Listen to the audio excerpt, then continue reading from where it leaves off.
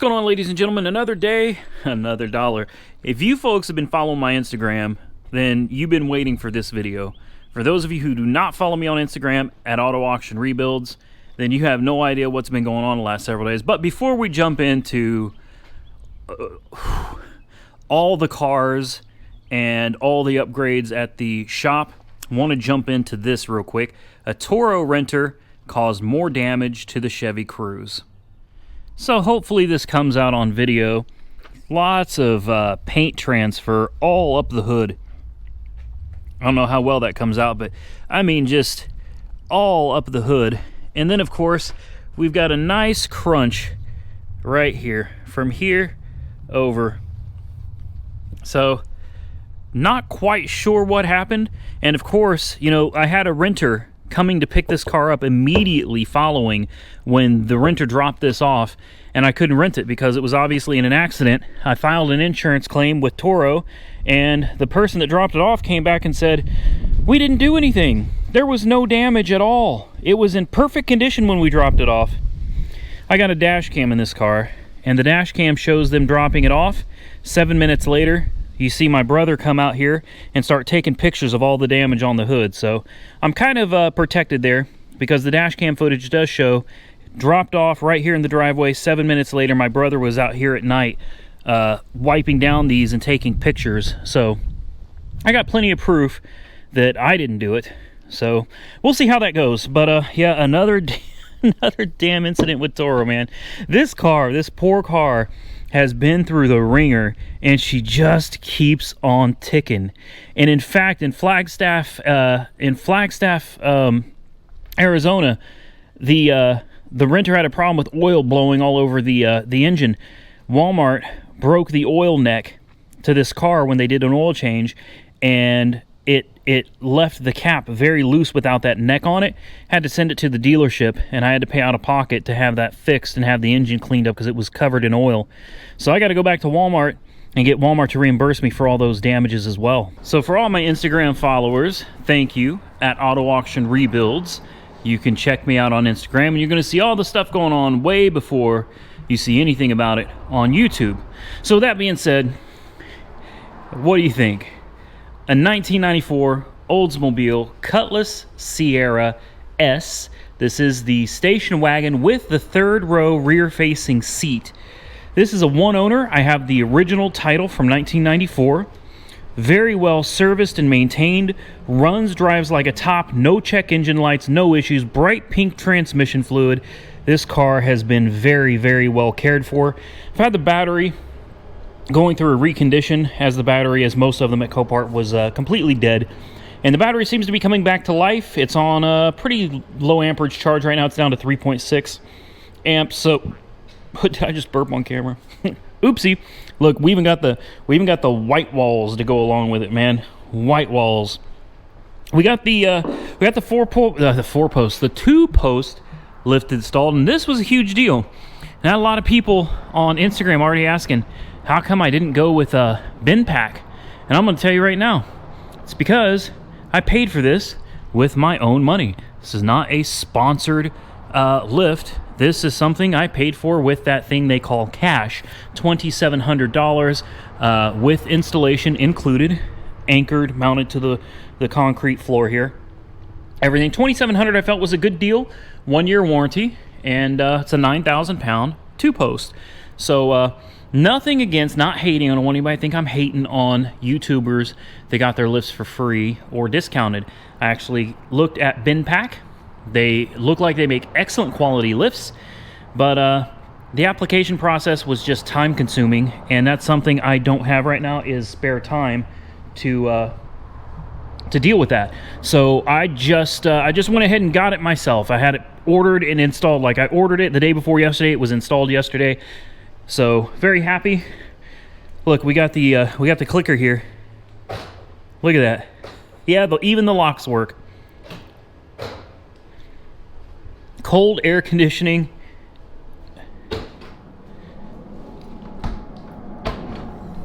The lift even works. Look at that. Where's Big Al at?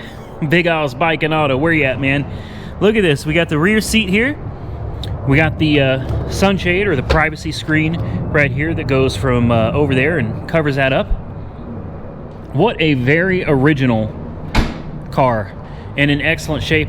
We'll fire it up. Even got the spoiler, you know, to keep the back end on the ground when you're going at really high speeds. We got the key right here. We will fire it up. I'll show you the interior real quick. Yes, the windows work, like everything. Cruise control works. The headliner is in excellent shape. And I know some of you watching are thinking I'm crazy. You're wondering why in God's name is Randy out here buying these old cars? Well, I'll explain myself in just a moment. Listen to that. I mean, fired right up. What a great car. This really is. This is a great car. It runs great. Look at the tailpipe. No smoke, no knocks, no ticking, no rattling. And it floats down the highway just as smooth as can be. Plenty of power and torque from the old 3100 V6. You guys remember this motor. Aside from head gasket issues and lower plenum gasket issues, this was a great engine, really was. And this thing runs like it's in tip-top shape. So when you see some of the other cars I bought, you're gonna be thinking, wow, this guy's lost his marbles. You know, he went out and bought a bunch of hoopties, a bunch of clunkers. And yeah, in a way I kinda did. And I wanna explain this to you real quick. I've spent a ton of money on the shop, on cars, and on more equipment, more things that are coming. This is a very expensive endeavor. I guess expensive is relative. It's expensive to me. It's definitely costing me some money to get this done.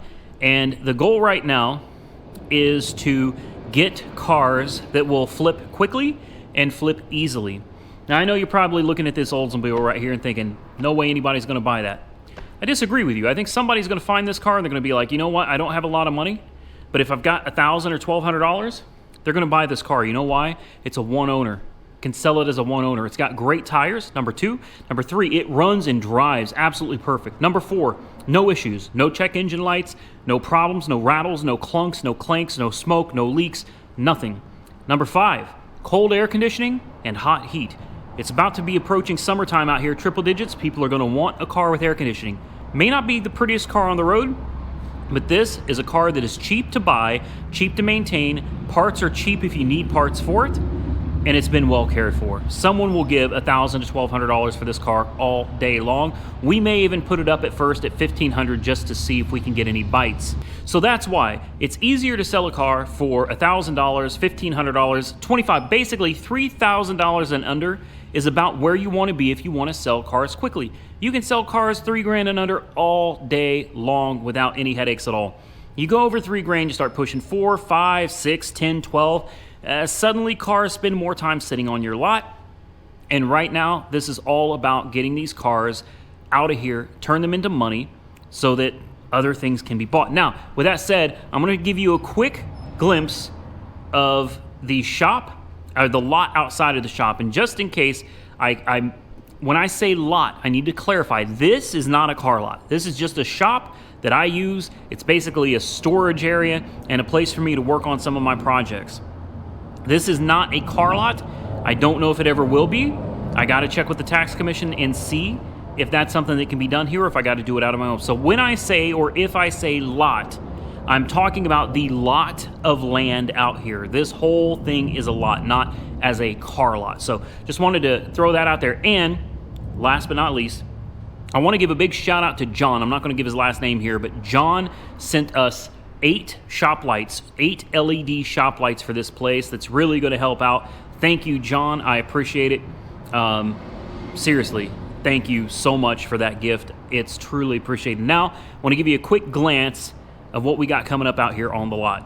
Not the car lot, the lot. Just this whole lot of land. Come on now. So it's kind of worth mentioning that everything here is from Copart. Every single car on this shop's property, on this lot, is a Copart car. We're going to go through some of these real quick. I'm not going to spend much time. We're going to go over each car individually. Today we're talking about the Cutlass Sierra, but This car right here, 500 bucks. That was with fees out the door, like $520, $530 out the door. I think it's I don't even know what it is, a 2010 Sebring. A 2010 Sebring with 90-something thousand miles. Hot heat, cold air conditioning, runs and drives. This car drove under its own power here. 2003, I think. 2003 Toyota Prius, 300,000 miles on the clock. Again, $530, cold air, hot heat, brand new tires, and it's got no check engine lights, no nothing. Neither does this one. No check engine lights, no warning lights. The hybrid battery is good. Everything is working on it. And I'm just going to give you a quick glimpse of the Audi A3. See what year this is. This is a 2006 Audi A3 2.0 turbo. And she's got some suspension damage. Definitely some serious suspension damage. That rim is no good. Look at this. Now, it's worth pointing out, this car does not belong to me, but we will be doing some work on this. We'll be checking this out. Next, an old Mustang V6. Nothing special about it. Suspension damage, lots of paint damage, fender damage, bumper damage, hood damage, and you know, it is what it is. 96 Ford Mustang V6. This also is not mine. This is a stick shift though, so that's something. These two cars are not mine, but we will be going through them. We will be looking at them. We'll be checking these out. Next, we got the Copart Malibu that I got, again, what, $500 and some out the door for this. So what I'm trying to say is 500 bucks, 500 bucks, 500 bucks, 500 bucks, 500 bucks.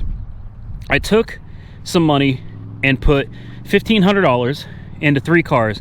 Now, forget this one for a minute, because this one's definitely going to need some work. I wanted something that possibly we could rebuild. I didn't look at this one. This was another sight unseen.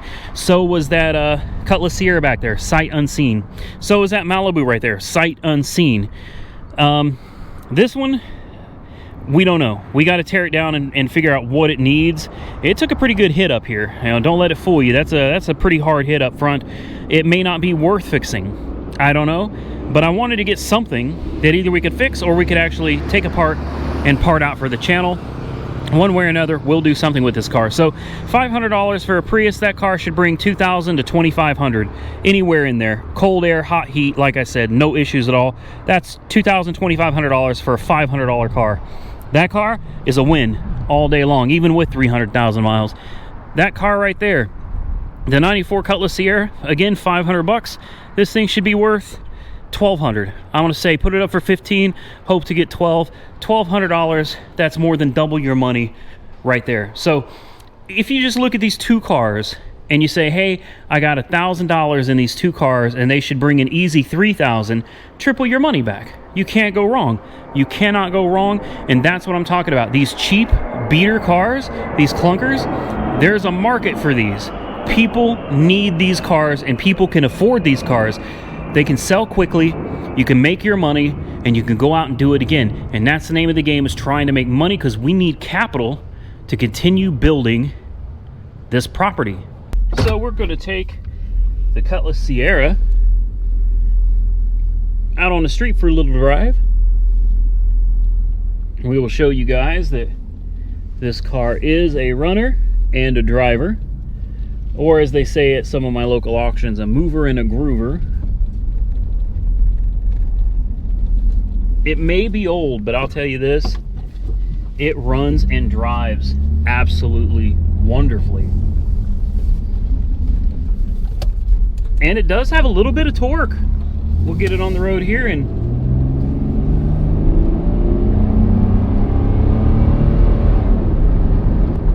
oh, powerful V6. Okay, it's not really a powerful V6, but it is a torquey little motor.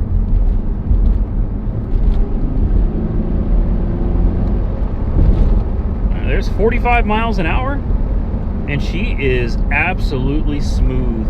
No funny vibrations, no funny sounds, rattles, nothing, no lights to worry about. It just drives. That's what it's supposed to do. Get on the road and just drive. It's a great car, and I would even say this is more than an A to B car.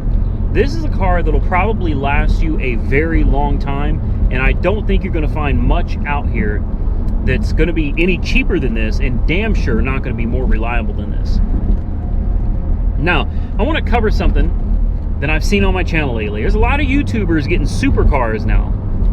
And, you know, McLaren, Ferrari, Lamborghini. And I'm watching, I'm like, wow, that is really cool, you know, and I'm happy for these channels that are getting, you know, lifts for free and they have big sponsorships. That is awesome. And you know what? These people in their channels, they earned it. They worked for it and they earned it. So this is not me hating or me being jealous at all. My goal is someday to be that channel. But for now, I need you guys to understand, I'm a small channel. Everything I pay for comes out of my own pocket. I cannot go out. I have several people tell me, I'm bored with your channel, go buy a supercar. Hey, give me between $70,000 and $100,000 and I will go buy a supercar for you guys right now. All right, I will go out and do that and we will build a supercar on the channel. I'm down if you want to give me the money. Now, if you don't have the money or you can't give me the money, then please either go watch somebody else. There's plenty of channels building supercars, or just don't bother commenting about supercars on my channel. We're not there yet, guys. This channel was started from scratch, and it's going to take time to build up to something like that.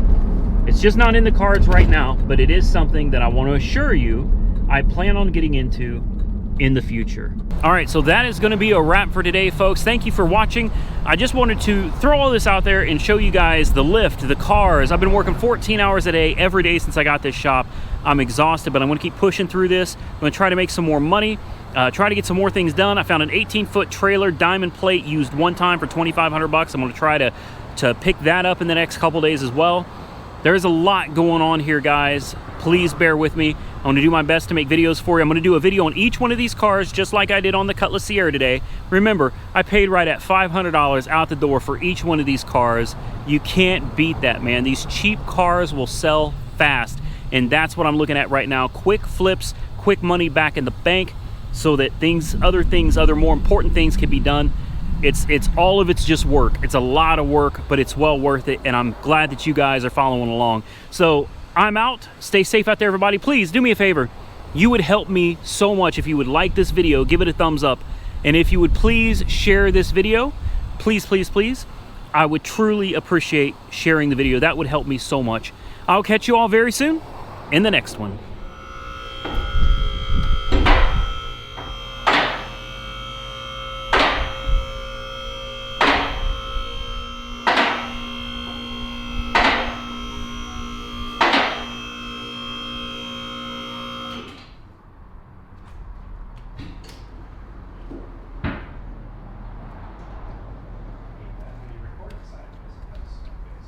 You know I couldn't let you go without showing you this first.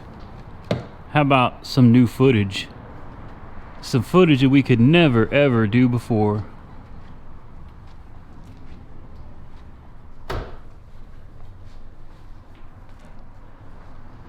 Dun dun dun dun.